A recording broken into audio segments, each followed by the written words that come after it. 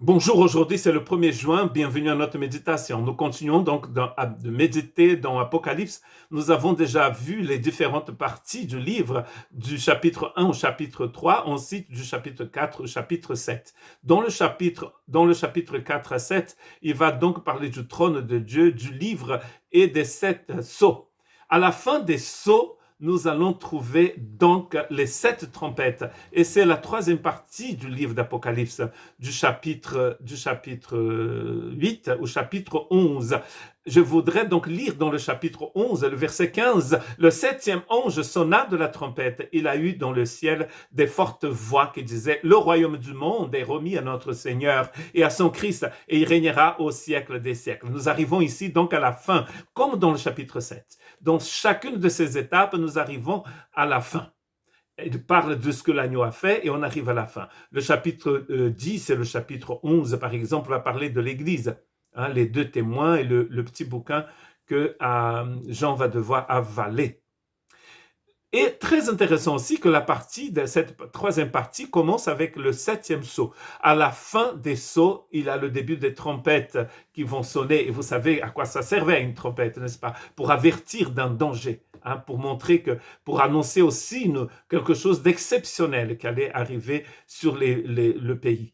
Et là, Dieu est en train de sonner ses trompettes. Et à la fin, donc à la 7e trompette, Dieu va donc mettre une fin à tout ce qui arrive ici sur cette planète. Dans le chapitre 11, par exemple, verset 18, les nations se sont irritées. Ta colère est venue et le temps est venu de juger les morts, de récompenser tes serviteurs, les prophètes, les saints et ceux qui craignent ton nom, les petits et les grands, et d'exterminer ceux qui détruisent la terre. Oh là là, l'écologie ici. Donc vous voyez, donc, dans le chapitre 11, nous arrivons encore à la fin, comme dans le chapitre 7, avec un détail intéressant, c'est qu'ici, il parle du jugement dernier, tandis que dans le chapitre 7, les rachetés sont devant le trône de l'agneau. On sait bien que devant le trône de l'agneau, c'est pas ici sur cette dimension, dans cette dimension, c'est dans une autre dimension. Dans le chapitre 9, versets 20 à 21, nous allons trouver quelque chose que nous avons déjà vu dans le chapitre 6, quand on parlait des sceaux. On n'a pas encore parlé des sceaux, hein, c'est juste, on est en train de voir les différentes parties du livre. Parce qu'il est très important de comprendre qu'il n'y a pas de chronologie dans l'Apocalypse.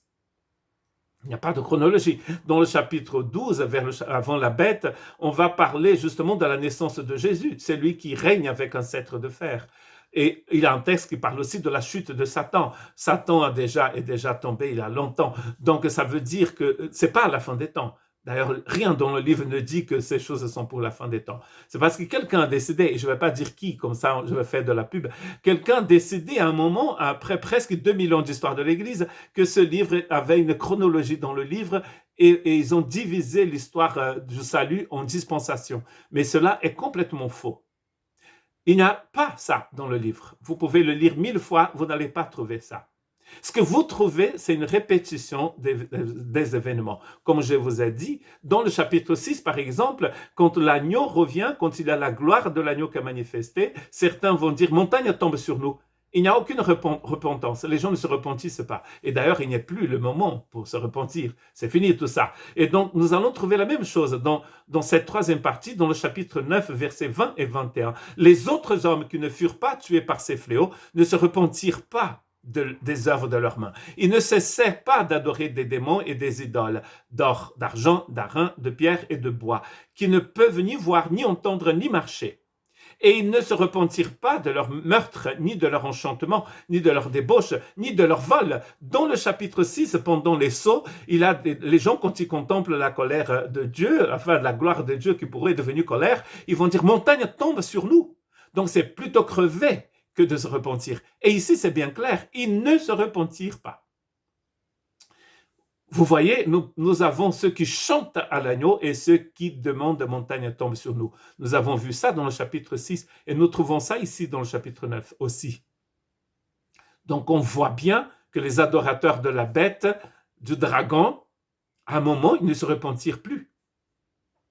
Ils voient les manifestations de la gloire de Dieu, mais ils décident de ne plus se repentir. Dans Apocalypse 7, 17, nous allons trouver le contraire. Car l'agneau qui est au milieu du trône les paîtra, les conduira aux sources des eaux de la vie, et Dieu essuiera toutes larmes de leurs yeux.